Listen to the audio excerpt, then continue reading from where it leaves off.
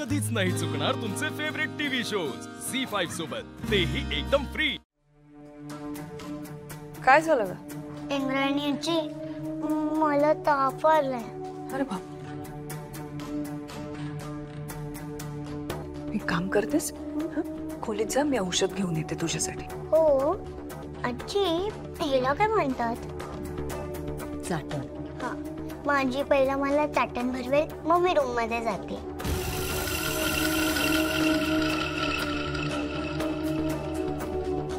आपण एक काम करूया का?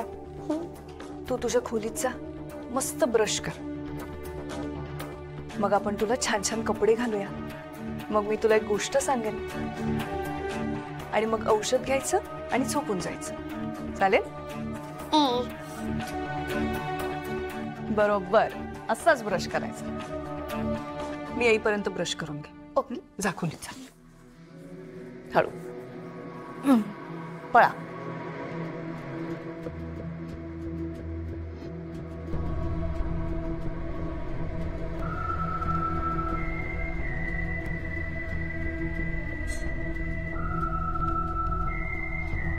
इंद्राणी मॅडम,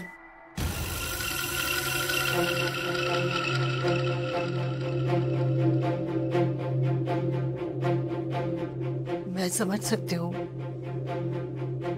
तुम्हाला माझ्याबद्दल राग आहे, पण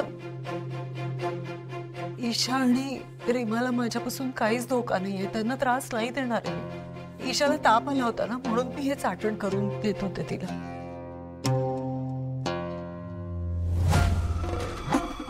तुला खरंच घरातल्यांची काळजी वाटते ना?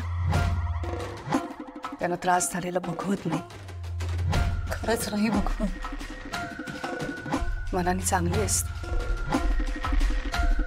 तुला सगळं कळतं, सगळ्यांची काळजी वाटते, पण मग हे घर सोडून का नाही जात? म्हणजे त्रास संपेल ना सगळ्यांचा। आणि आता तुलाही माहिती आहे, कधीतरी तो शतग्रीव तुझ्या शरीराचा ताबा घेईल आणि मग तू आमच्या जीवावर उठशील। मला नकार नकोय, शतग्रीवला तुझ्या शरीरात प्रवेश करू दे, तुझं आयुष्य सार्थकी लागेल। का त्रास देतेस सगळ्यांना?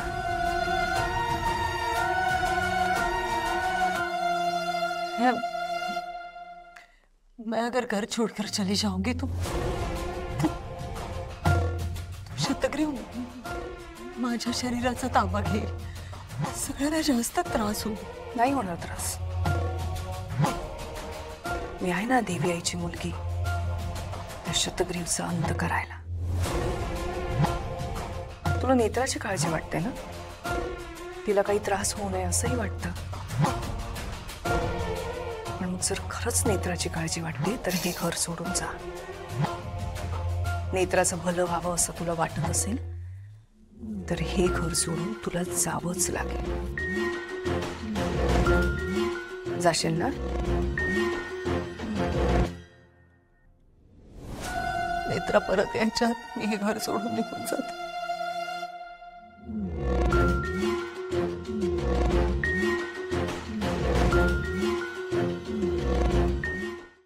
झी5 ॲप डाउनलोड करा आणि पहा सर्व एपिसोड्स एकदम फ्री।